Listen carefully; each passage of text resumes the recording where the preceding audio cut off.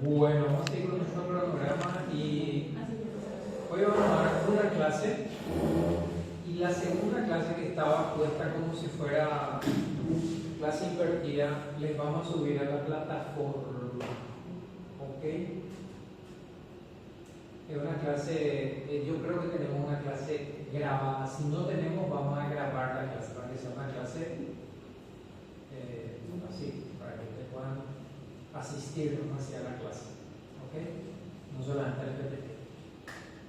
¿Podemos empezar o va a venir más gente? Yo sí estoy un poco perdida. La vez pasada, no sé si yo nomás lo que tengo problemas con la plataforma. Metodología tiroidea.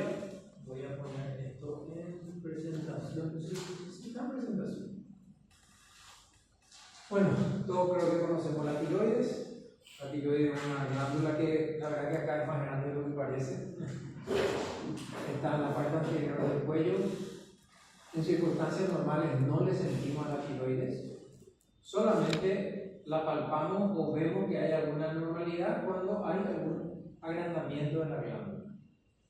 Pero la glándula está aquí debajo de la piel, lateralmente, porque todos podemos tocarnos este cartílago y aquí no está la glándula. ¿Okay? Tiene dos lóbulos, el istmo. Es una glándula que si uno le mira por fuera tiene como un aspecto lobulado, no tan así como está en ese dibujo, ¿verdad? Y a veces tiene variaciones anatómicas como la prolongación del tejido a partir del istmo, ¿verdad? Que era la famosa pirámide de la altura. Por su ubicación, cuando hay patología tumoral, puede afectar los órganos del cuello. Este sería en una autopsia. Este es el color típico de la tiroides, un color como amarronado, esto no está fijado, y podemos ver cómo hay una separación en lóbulos. Hay como una cápsula que le rodea a la glándula, y eso se puede ver en la histología, y muchas veces nos piden los que van a tratar al paciente si cuando hay una neoplasia, si es que afecta o no la cápsula. Porque bueno, cambian o dirigen el tratamiento de acuerdo si hay o no hay afectación en la cápsula.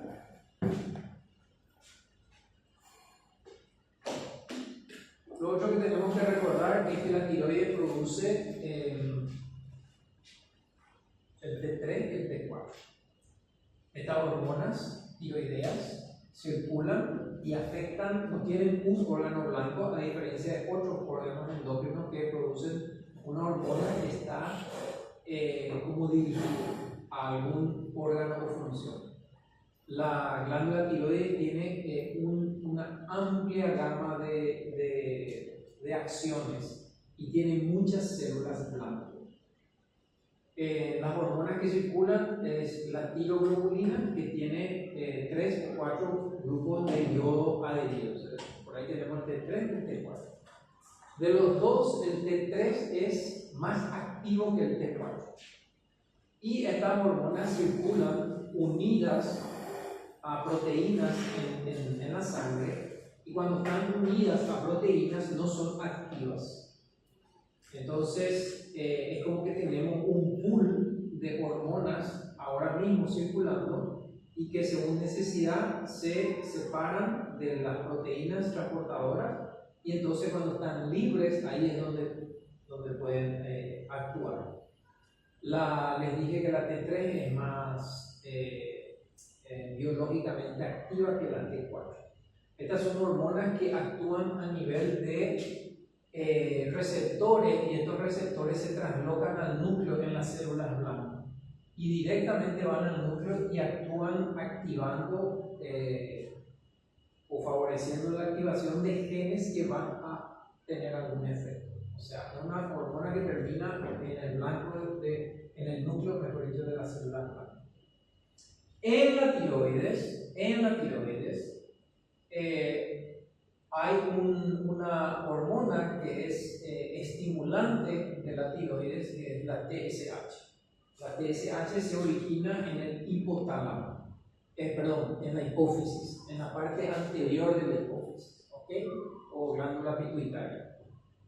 Y a su vez el TSH, que es producido por las hormonas, por las células tirotropas, que son las células de una de las células endocrinas, ¿verdad?, de la parte anterior de la hipófisis, su liberación depende también de la TRH.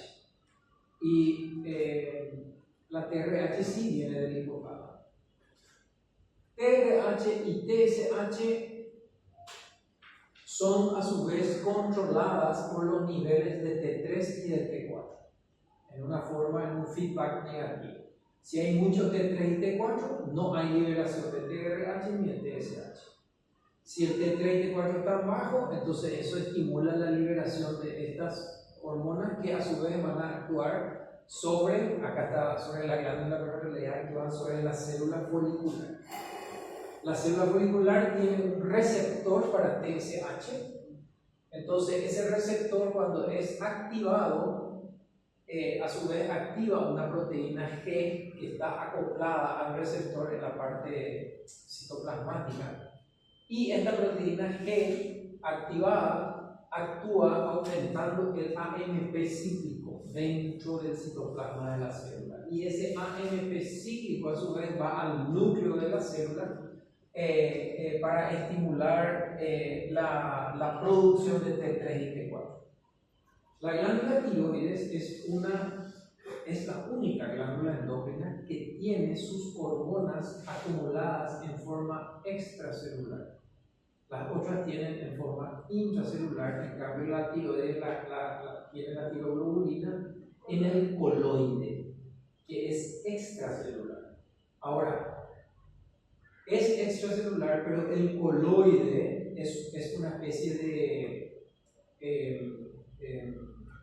¿cómo le diría? Es una zona muy especial porque el coloide no está en contacto con los vasos sanguíneos. O sea, el coloide, por más que sea extracelular, está a su vez rodeado por las células y no está en contacto con los vasos sanguíneos. Y esa es la explicación por qué atiendan la clase de tiroiditis, por ejemplo, que es la que le vamos a subir. Cuando hay una tiroiditis, cuando hay una inflamación de la glándula, en esa inflamación se pueden alterar, se pueden romper los folículos tiroideos por el proceso inflamatorio. Y esa rotura de los folículos va a hacer que el coloide ahora pueda ponerse en contacto con el tejido conectivo y con los vasos. Entonces, sin que haya este estímulo, puede haber aumento de T3 y T4 en sangre por la destrucción de los folículos. Entonces podemos tener episodios de hipertiroidismo, porque cuando hay aumento de esta hormona en sangre tenemos hipertiroidismo, y cuando hay disminución podemos tener hipotiroidismo.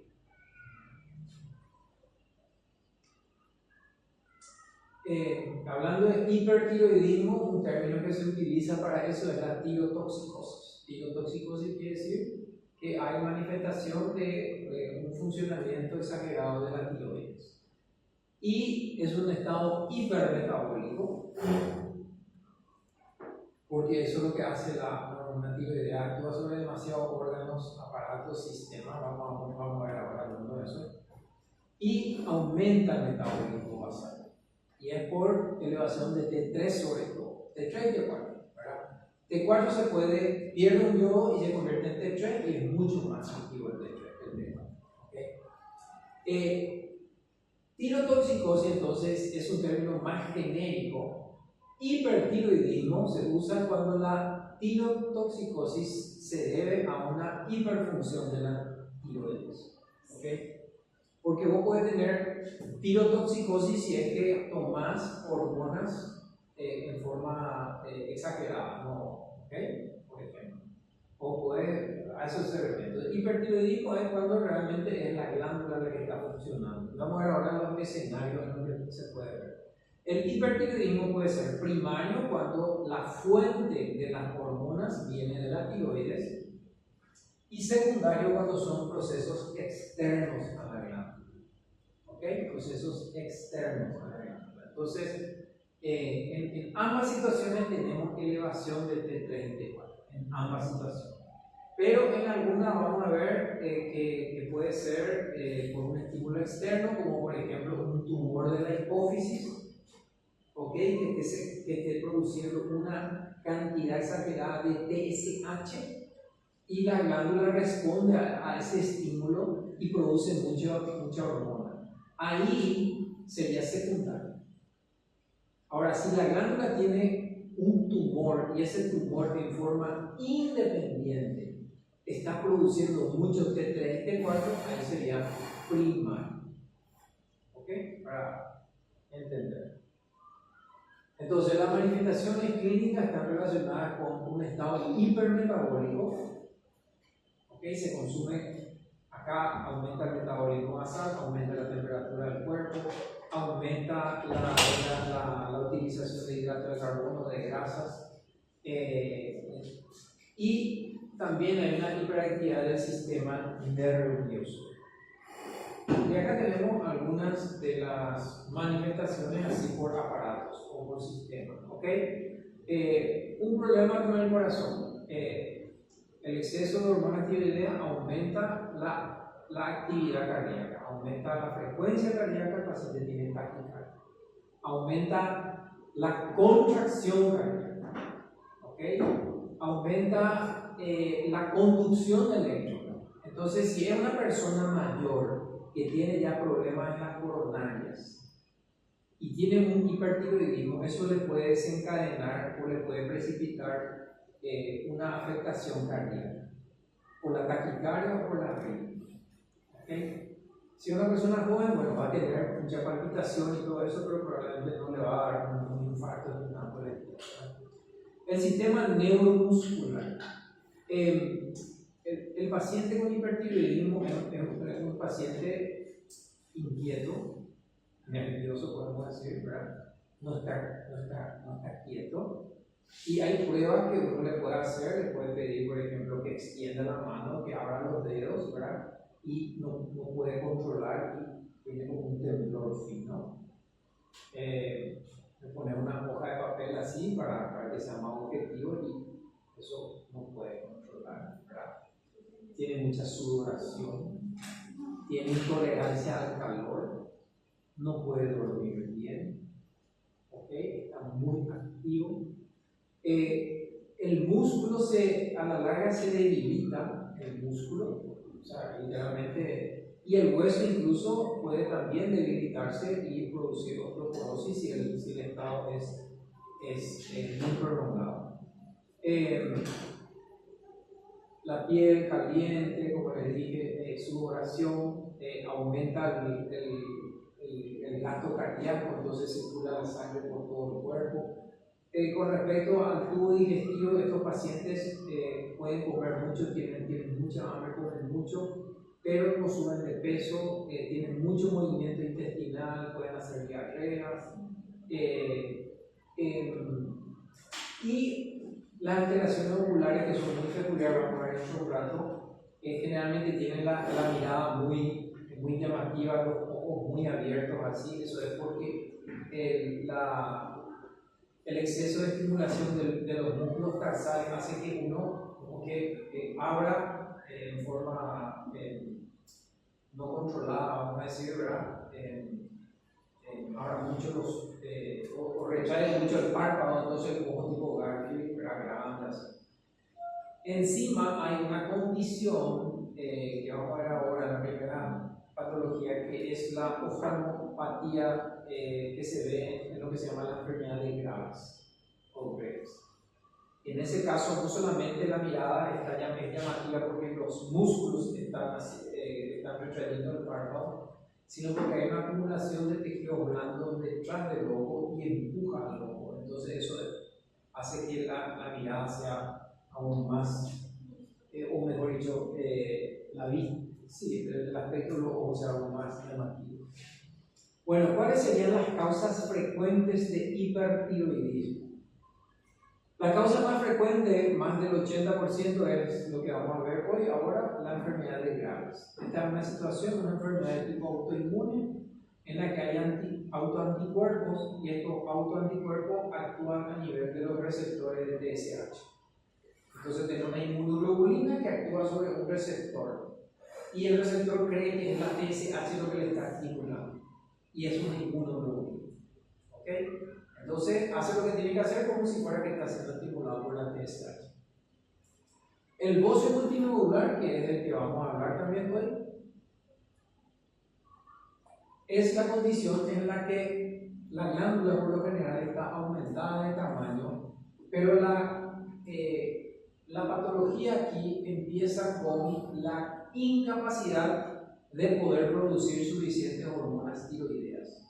¿Por qué no puedes producir suficientes hormonas tiroideas? Por muchas causas, pero la causa más común en el mundo es por falta de yodo, porque el yodo se necesita para hacer, o si no tenés tiroglobulina, le tenés que poner las moléculas de yodo.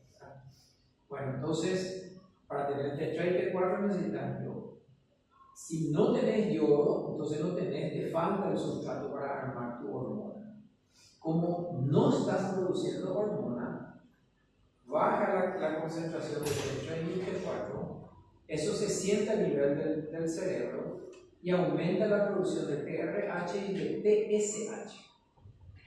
Y la TSH actúa sobre las células foliculares y las células foliculares, cuando son estimuladas por esta hormona, hacen dos cosas: proliferan y aumentan su funcionamiento. Entonces la glándula empieza a crecer tratando de producir más hormonas por esa falta de hormonas. Y entonces termina con una glándula agrandada. Le estoy describiendo el mecanismo del bocio. En una persona que tiene un bocio, de repente puede haber áreas que empiezan a funcionar en forma autónoma, ¿okay? Y entonces empiezan a secretar incluso sin el estímulo. Y bueno, entonces eso se llama enfermedad Plummer-Vinson, se llama eso, un bocio hiperfuncionante, porque la mayoría de los bocios son eufuncionantes. Eu usamos cuando es normal. Eufuncionante quiere decir que las hormonas están bien, que no hay, que esas características que mencionamos no están presentes.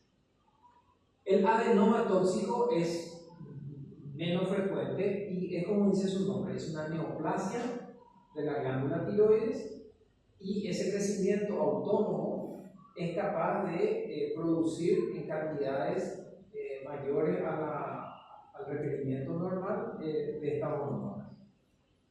Estas son acá abajo las causas menos frecuentes. Bueno, tiroiditis dijimos que generalmente en el primer momento de una inflamación en la tiroides, en el primer momento, si hay destrucción de los folículos, entonces el coloide puede pasar y estar en contacto con los vasos y entonces vamos a tener una elevación de T3 y T4 en forma transitoria al comienzo del cuadro. Un carcinoma sería la contrapartida maligna de un adenoma, pero evidentemente son menos frecuentes todavía este escenario. El adenoma de la hipófisis, en este caso tenemos un tumorcito en la glándula, en la pituitaria, y ese tumorcito está produciendo en forma exagerada TSH. Entonces la TSH, el aumento del TSH va a la glándula y la glándula responde a ese requerimiento. El estruma ovárico. Este es un tumor de ovario, ¿okay? Es un teratoma selectivo, podemos decir. Es un teratoma porque es un tejido maduro que prolifera en el ovario. En el ovario hay, el teratoma puede ser más limitado y solamente tenemos tejido tiroideo en el tumor en vez de tener una mezcla de tejidos. Cuando tenemos esa situación, a eso se le llama estruma ovárico. Entonces, ¿qué ocurre acá? Tenemos como si fuera otra tiroides, tenemos dos tiroides o más, porque el estruma puede ser bastante grande. Bueno, el hipertiroidismo iatrogénico, eso es por consumo de T3 y T4, básicamente, exógeno. Y también puede ser inducido por el yodo, aunque normalmente la persona que toma el yodo es porque tiene un hipertiroidismo, y generalmente el exceso de yodo lo que hace es frena la producción de tiroglobulina. Entonces, eso es lo que suele hacer. Entonces, esto sería una desviación de lo normal. Acá le tendría que poner otra condición más. A veces hay otras neoplasias que no tienen nada que ver con la tiroides, pero que pueden producir TSH, a diferencia de la hipófisis. ¿Ok? Neoplasia productora de TSH. Bueno, ¿qué vamos a ver en el laboratorio de una persona que tiene hipertiroidismo? Sí o sí tenemos que ver que están aumentados sus T3 y sus T4. Sí o sí. Tienen que tener, porque la manifestación es el aumento de esa hormona. Lo otro que tenemos que chequear es cómo están las TSH. Y acá está la clave para saber si nuestro hipertiroidismo es primario o es secundario. Si yo tengo un tumorcito de la tiroides y que está produciendo mucho T3 y T4 y me hago el análisis, T3 y T4 alto. Pero ¿cómo va a estar mi TSH? Va a estar disminuida porque mi T3 y T4 bloquean la liberación o disminuyen la liberación de TRH y de TSH, ¿verdad? Por ese mecanismo de feedback negativo. Bueno, ahora, ¿qué pasa si yo tengo un tumorcito de la hipófisis que actúa sobre la tiroides? De 34 va a estar alto, una vez más. Pero ¿cómo va a estar el TSH? Alto. ¿Por qué? Porque el TSH es el que está haciendo que haya el T34 elevado. ¿Entienden? Entonces el TSH le va a dar pista de qué es lo que está pasando. Que aparte no te resuelva el todo, pero por lo menos decir, mira, por esto está, la TSH de algún lado viene, le revisa el cerebro y no tiene. Ah, bueno, entonces tiene que ser una producción ectópica de TSH. ¿Ok? Bueno, hay otras pruebas que se hacen. Una es, se hace un centellograma. Una ventaja que tenemos con la tiroides es que el yodo se metaboliza en la tiroides. Entonces es el único lugar donde se metaboliza el yodo. Entonces podemos usar yodo radioactivo, o sea, podemos marcar ese yodo, poner en la sangre y esperar que se vaya y que se metabolice en la tiroides. Y tomar una foto para saber cómo está, qué señal nos está dando ese yodo. ¿Ok? Y a eso es lo que se le conoce como centellografía, que te da una señal caliente o fría. Caliente quiere decir cuando hay exceso del yodo, fría es cuando hay disminución del yodo. ¿Ok? Y entonces incluso te puede decir, te puede dar mucha información, porque vamos a suponer que tenemos una glándula tiroides que está difusamente aumentada, o sea que el yodo en toda la glándula está aumentado. Eso quiere decir que tenemos un hipertiroidismo que no es tumoral, vamos a decir. En cambio, si está en un lóbulo más aumentado, quiere decir que tenemos un tumor que está trabajando en forma exagerada. ¿Ok? O por ahí tenemos una zona que no capta el yodo, ¿verdad? Entonces, bueno. Y el cuadro clínico que ya mencionamos más o menos. Bueno, vamos a hablar entonces de dos patologías, de las enfermedades graves y del bocio.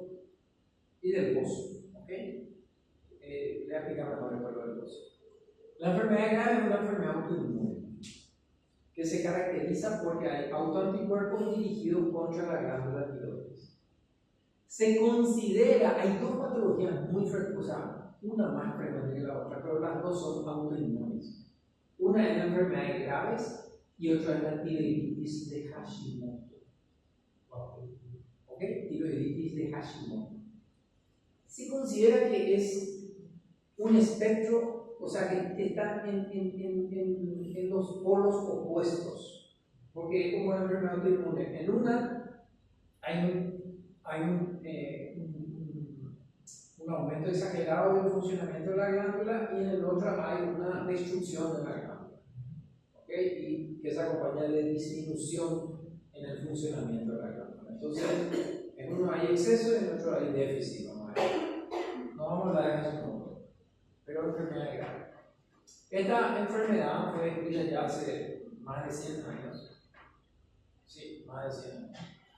Y tiene una derivada. Uno es, la clínica es de hipertiroidismo, ¿verdad? Eso que mencionamos recién. Que se acompaña de agrandamiento de la glándula en el cuello, ¿okay? Que se acompaña de ojos muy saltones, eso es el exoftalmos, y en un porcentaje ya menor, por ejemplo, el agrandamiento y el exoftalmos se ven en todos los pacientes. Lo que no se ve en todos los pacientes es que hay una acumulación de matriz extracelular en la piel, sobre todo en la zona aquí de la canilla, ¿no? de la zona prepiliar, ¿okay? La zona prepiliar. Entonces, esa es la triada, ¿okay? Es la causa más frecuente de hipertiroidismo endógeno. Y bueno, la patogénesis tiene que ver con una predisposición genética y probablemente también con factores ambientales. Hay algunos que mencionan que puede ser que los autoanticuerpos se hayan originado después de una infección bacteriana y que hubo una reacción cruzada. Entonces, estos anticuerpos, en vez de actuar sobre el microorganismo, actúan en forma cruzada sobre los factores. El sexo es importante porque se ve 10 veces más en mujeres que en hombres. La herencia es importante porque se ve más frecuentemente en gemelos, o sea que si hay gemelos, no es que los dos desarrollan la enfermedad, pero juntos desarrollan en mayor medida que si fueran mellizos, o sea que hermanos que nacieron incluso en el mismo momento, pero que no son iguales, así perfectos, no son como los gemelos, ¿verdad? Bueno, los factores emocionales no sabría decir, ¿verdad? Yo creo que sencillamente una exacerbación del hipertiroidismo, ¿verdad? Que te deja como lábil, te deja más sensible, ¿verdad? Bueno, la edad en la que por lo general se ve entre los 20 y 40 años y más frecuente en mujeres, ¿ok? Los mecanismos autoinmunes, el tipo autoanticuerpos, y acá es interesante porque no hay un solo autoanticuerpo, pueden haber varios.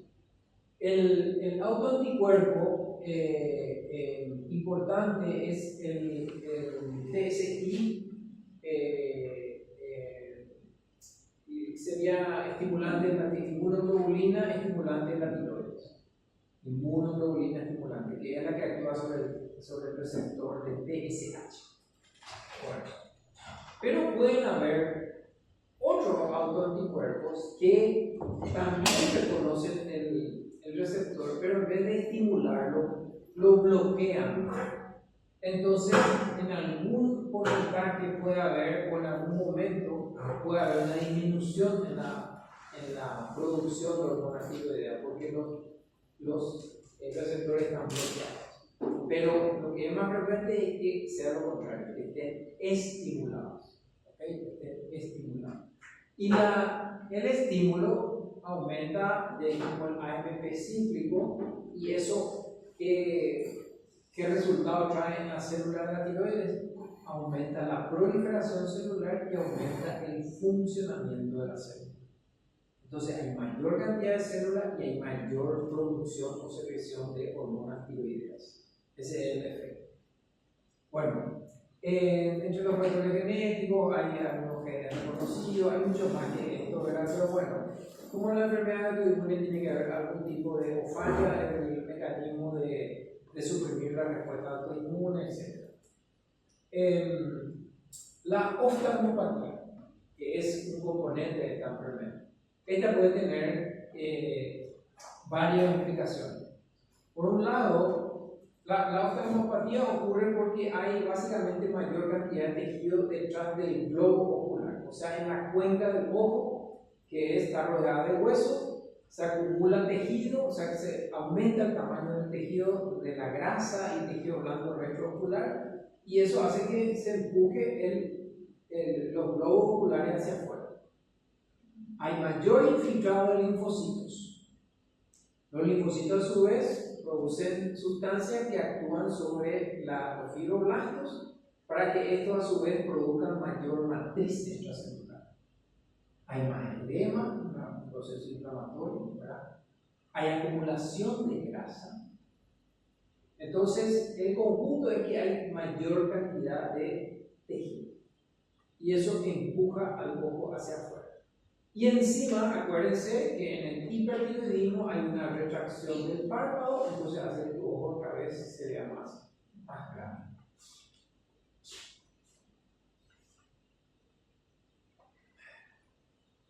Esta es una paciente con enfermedades graves.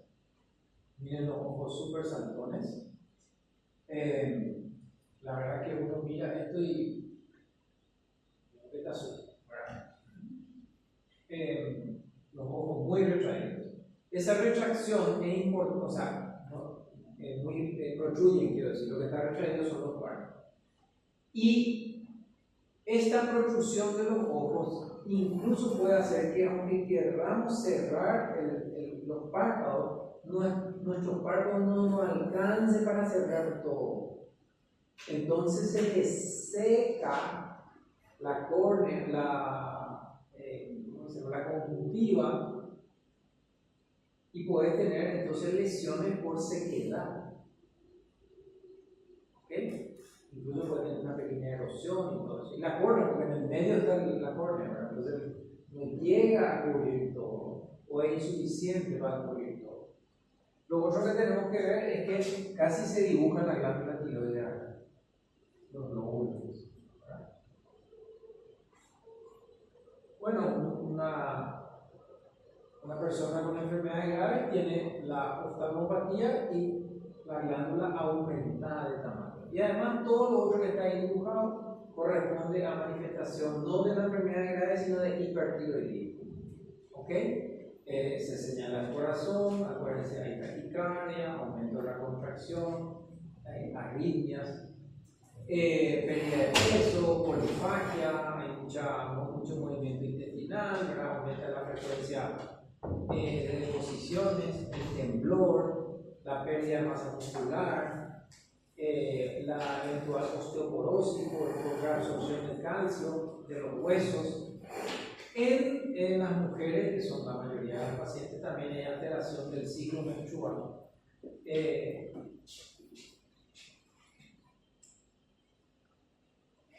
¿Qué otra manifestación se puede ver? Hiperplasia linfoide. Una hiperplasia linfoide. La hiperplasia linfoide entonces puede hacer incluso que el timo esté aumentado de tamaño o que haya alguna adenopatía, ¿verdad?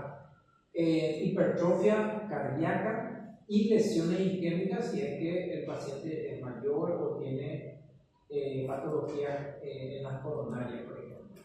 Y bueno, en los tejidos de la órbita ya mencionamos, ¿verdad? Y en la piel, en un 10% o 15%, una cosa así, no es la mayoría, puede haber depósitos de matriz extracelular en la zona del eje pretilio.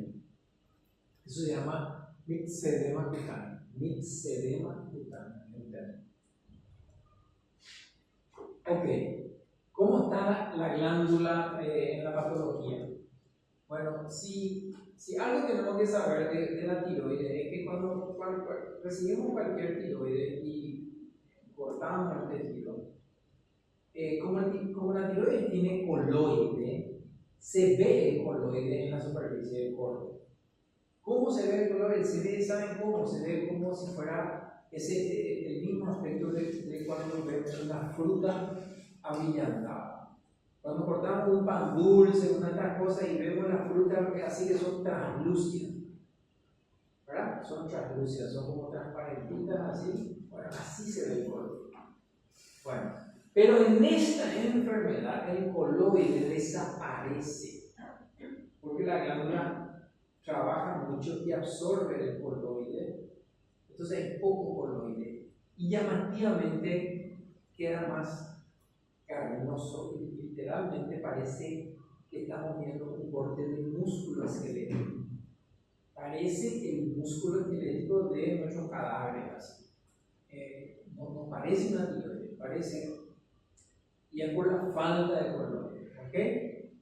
Y en la microscopía, lo que tenemos es una mayor cantidad de células foliculares, y los folículos pueden ser pequeños, numerosos, o pueden ser grandes, y como hay tanta cantidad de células, la célula no tiene a dónde irse y empieza a acumularse hacia el centro del folículo, o sea, hace pliegues.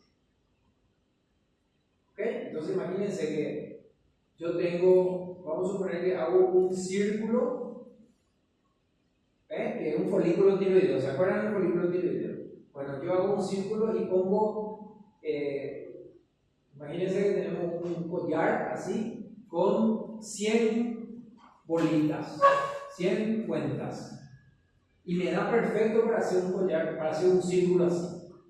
Ahora yo ese mismo collar le tengo 200 bolitas y tengo que usar el mismo diámetro. ¿Cómo voy a acomodar 200? Voy a tener que empezar a doblar para que, y eso es lo que hace que parezca que tiene papilas.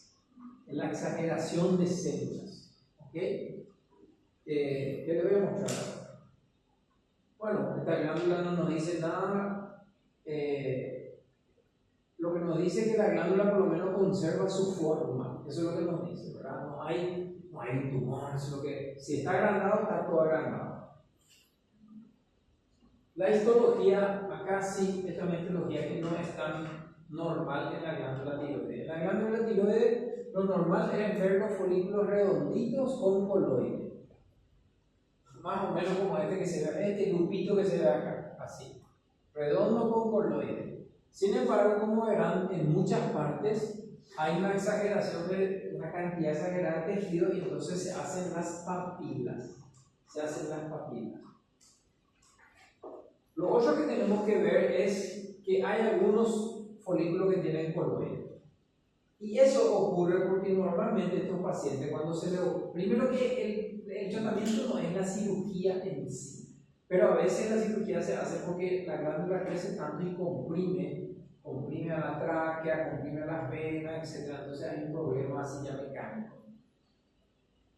Por lo general el tratamiento es con medicamentos para controlar el funcionamiento de la glándula. ¿Okay? Medicamentos que disminuyen la producción de tiroglobulina, etc. Y justamente esa medicación que se usa a veces hace que aparezcan áreas con mucho coloide por el tratamiento antes de la cirugía. Lo otro que hay, que no se ve tanto, pero hay, son esos acúmulos de linfocitos que ven allá arriba. ¿Por qué? Porque hay un infiltrado linfoide en todo el tejido en realidad. Acá dos imágenes más para mostrar la exageración de la cantidad de células del folículo y que forman estas papilas.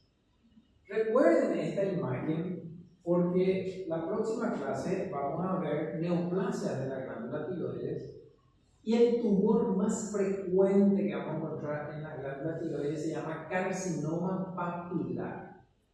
¿Por qué se llama carcinoma papilar? Porque forma papilas. Estas son papilas, son como deditos, ¿verdad? Esta es una papila. Bueno, el carcinoma papilar. Este no es carcinoma papilar. Como yo sé que no es carcinoma papilar, el núcleo del carcinoma papilar es lo que hace el diagnóstico. Es un núcleo transparente. En cambio, estos núcleos son oscuros. ¿Ok? Son oscuros. El núcleo del carcinoma papilar es transparente. Vamos a ver eso. Bueno, la otra peculiaridad es que acá hay coloide, que es este material rosado que ven acá. Y como estas células están trabajando mucho, forman como una pequeña laguna. ¿Ven? Ahí hay como, que parece que hay como una reabsorción muy llamativa del coloide y entonces se ven estos espacios claros inmediatamente adyacente a la zona donde la célula se pone en contacto con el coloide. le dicen en comida de polilla a eso, ¿no? Supuestamente produce estos agujeritos ahí en el colon. ¿Ok? Bien. Entonces, eso fue la enfermedad de Graves. ¿Ok? Graves. Pero Graves. Bueno, y ahora vamos a hablar sobre el bocio. Una aclaración: bocio es un término que quiere decir agrandamiento de la glándula, no es el nombre de una enfermedad. Si vos le ves a una persona que tiene la glándula tiroidea agrandada, correctamente puede decir que tiene un bocio, y mezclamos nomás los términos y pensamos en esto. ¿Ok? Pero puede ser que sea por la enfermedad grave, puede ser que sea por ahí, no sé, una tiroiditis, una cosa así.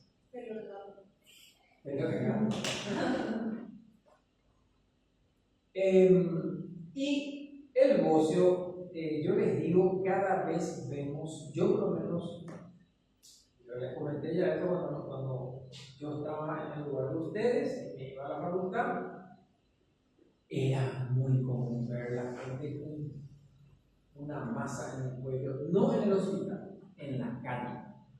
Porque iban en el colectivo y gente esperando el colectivo y sobre todo pasaba por la zona del mercado y así. Muchas de nuestras vendedoras así su cuello, ¿verdad? Y no les molestaba, no les producía ningún tipo de molestia, excepto el hecho de tener una pelota acá.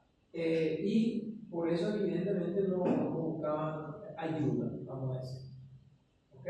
Sin embargo, hay algunos que sí molestan o comprimen, ¿verdad? No puedes tragar bien, no puedes respirar bien, te comprimen las venas, en fin. El bocio es un aumento del tamaño del tejido tiroideo, porque el tejido tiroideo está tratando de compensar, está trabajando en exceso para poder nivelar el funcionamiento. ¿Qué quiere decir nivelar el funcionamiento? Quiere decir poner la hormona tiroidea en rango normal. ¿Por qué las hormonas tiroideas estaban bajas? Porque generalmente tenemos lo que se llama el bocio endógeno,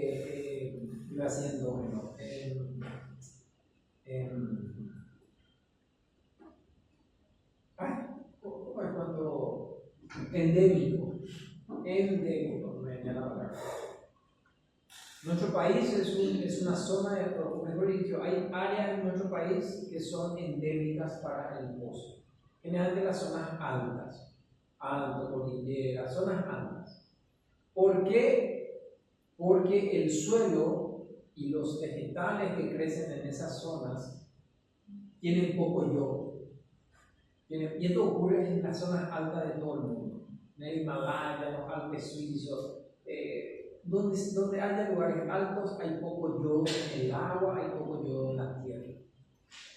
Obviamente cambió eso por una medida de salud pública allá de la década del 50, en la que se obligaba a los productores de sal de ponerle yodo a la sal de la mesa, sal de mesa.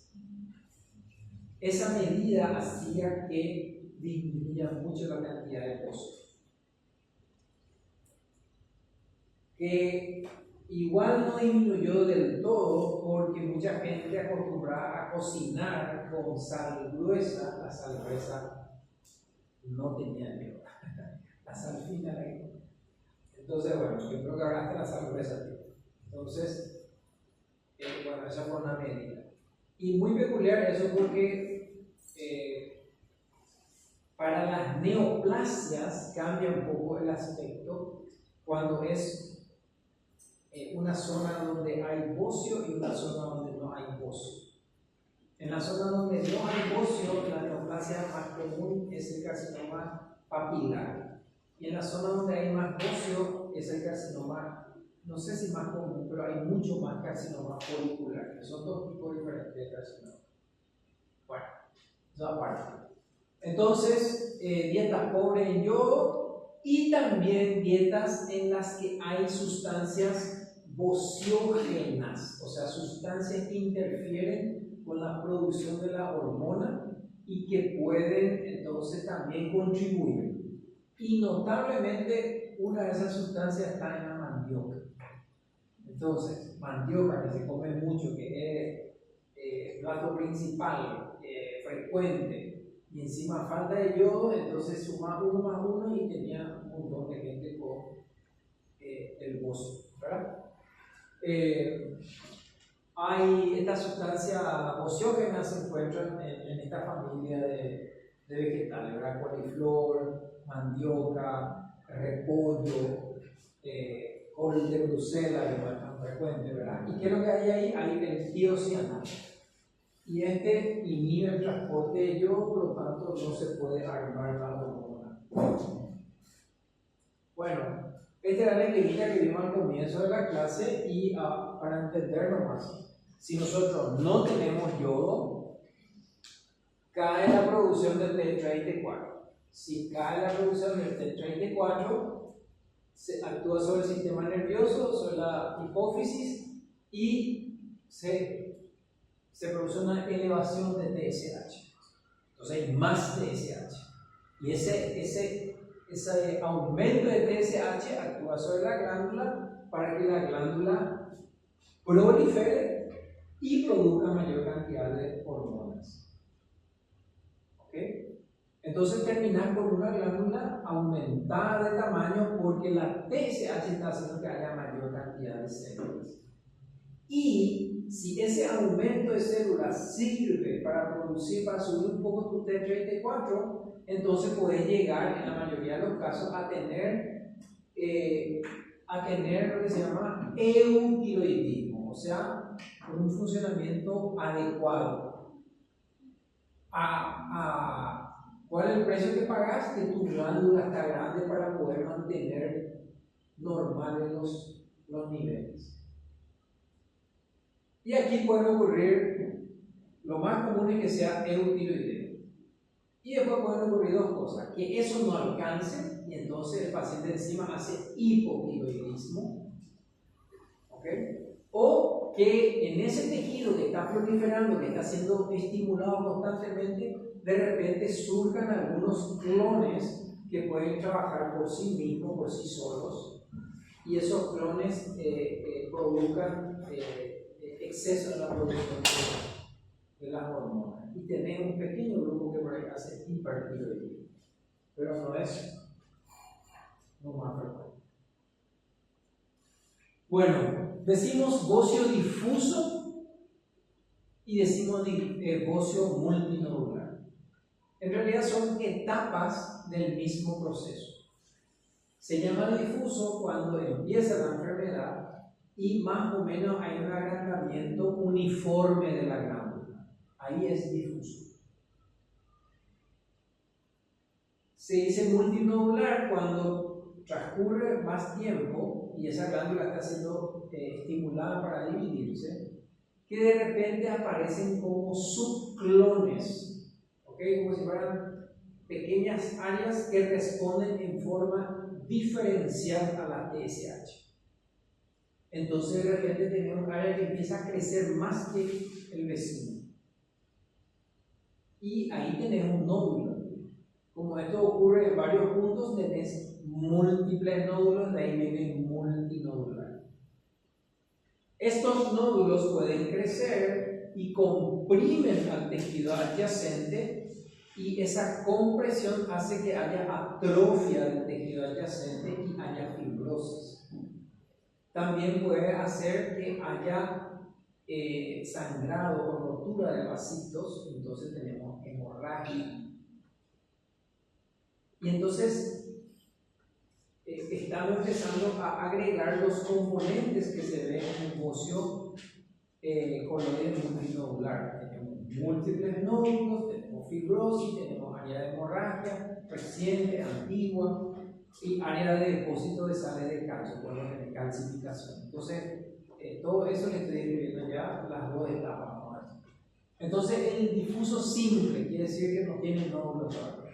Aumento difuso del tamaño, 100 a 150 gramos. Está bien apuntado. Y tiene dos estadios, el hiperplásico, que es cuando aumenta la cantidad de folículos y los folículos son pequeños. Y después el estadio coloideo o de involución es cuando empieza a acumularse el coloide dentro de esos folículos, entonces aumentan el tamaño de los folículos. Esto no quiere decir difuso y nodular, esto es dentro del difuso. ¿Ok? Dentro del difuso. Bueno, acá tienen el cuello de una señora que claramente tiene un aumento bastante difuso, parece que un poquito más en el lado izquierdo.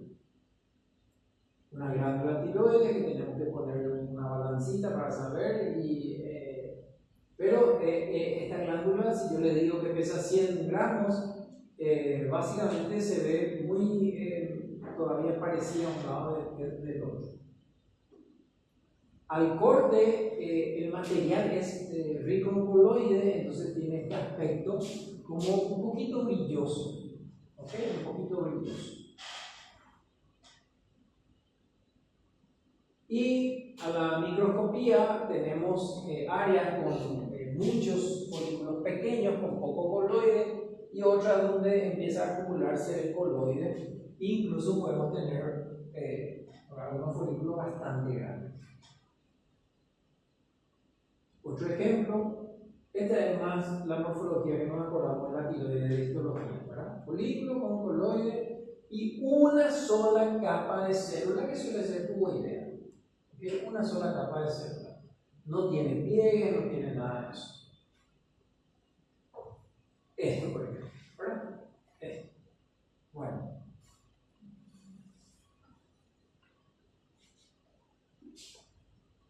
Ahora, bocio multinodular. Es lo que les digo. Tenemos entonces una primera etapa en la que hay un agranamiento más o menos igual en todos lados, pero después pasa el tiempo y empiezan a aparecer clones que actúan en forma individual. Es como si fuera una pequeña neoplasia, ¿verdad? Entonces empiezan a crecer más que el resto. Y ese crecimiento hace que se formen nódulos. Y esos nódulos empiezan a crecer más, comprimen la tejido adyacente, etc. Entonces hay un aumento asimétrico. Y se pueden agregar cambios secundarios, fibrosis, hemorragia y calcificación. Y vamos a ver las imágenes. Acá no es tan evidente, se ve que hay un poquito más acá, se ve que hay áreas un poco más grandes que el resto. Acá ya se empiezan a ver otros nódulos. La foto de allá arriba, por ejemplo, es muy evidente, ya se perdió esa forma de H que veíamos en la tiroides, ¿verdad? Ya se perdió. Hay áreas francamente muy nodulares y otras menos, pero también ya está toda deformada nuestra glándula. Adquiere mayor peso, ¿ok? Acá una superficie de corte donde se ve todavía hay mucho coloide. Esta zona es relativamente homogénea y ahí hay por lo menos un nódulo o una zona que está más llamativa que el resto.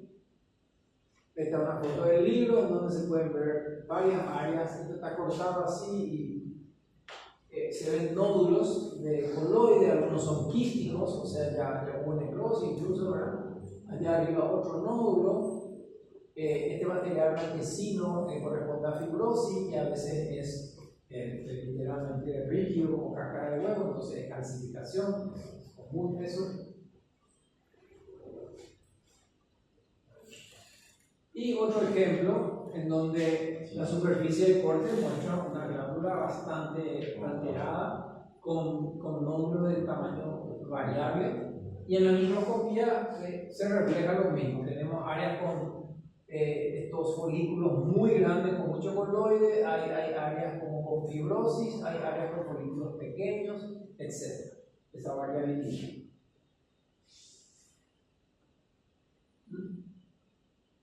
Si es muy gran aumento, quizás no podamos ver todo el panorama. ¿Okay? Tiene que ser más bien un menor aumento para ver esa variabilidad. A veces nos encontramos con este tipo de formaciones que es como una especie de papila que crece dentro de un coloide grande. Y esto es muy característico del bocio. Esto no es una neoplasia, esto no es maligno, esto es característico del bocio. Y en realidad hasta acá en la clase tenía esta foto para mostrarles nomás que debe ser para la clase de neoplasia. Pero un procedimiento que solemos hacer con frecuencia es la punción de la glándula tiroides. Porque aporta mucha información, sobre todo cuando tenemos nódulos en la tiroides. Para un bocio generalmente no se hace, no se debe hacer, no. En este caso lo que parece es que están vaciando un quiste. Por eso que está lleno de líquido, ese líquido es muy oscuro, pero eso no es sangre. Hay sangre mezclada solamente, pero no es que le está sacando, no sé, 5 cc de sangre de su tiroides. Pero, como le digo, esto es un procedimiento útil, práctico, rápido, se hace en el consultorio, no se requiere ningún tipo de quirófano, el equipamiento es sencillo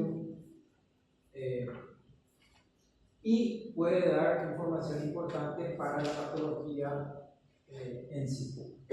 Bueno, hasta aquí nuestra clase. Para que tenga luz, voy a llamar la luz.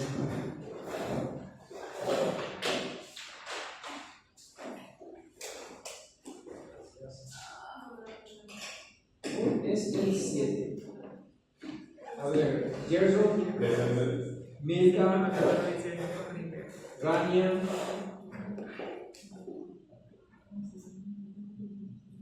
Sebastián, Victoria, Ana Paula, Elizabeth, Arturo, Kiara, Valeria, Tobías, Micaela, María Luca, Esther. ¿Pero no tiene María Luca? Sí, no voy a estamos. Bueno, tenemos 10 minutos y nos vamos a microscopía, ¿ok?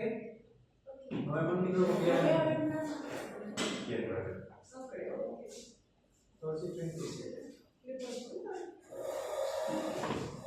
Nos vemos en 15 minutos en microscopía.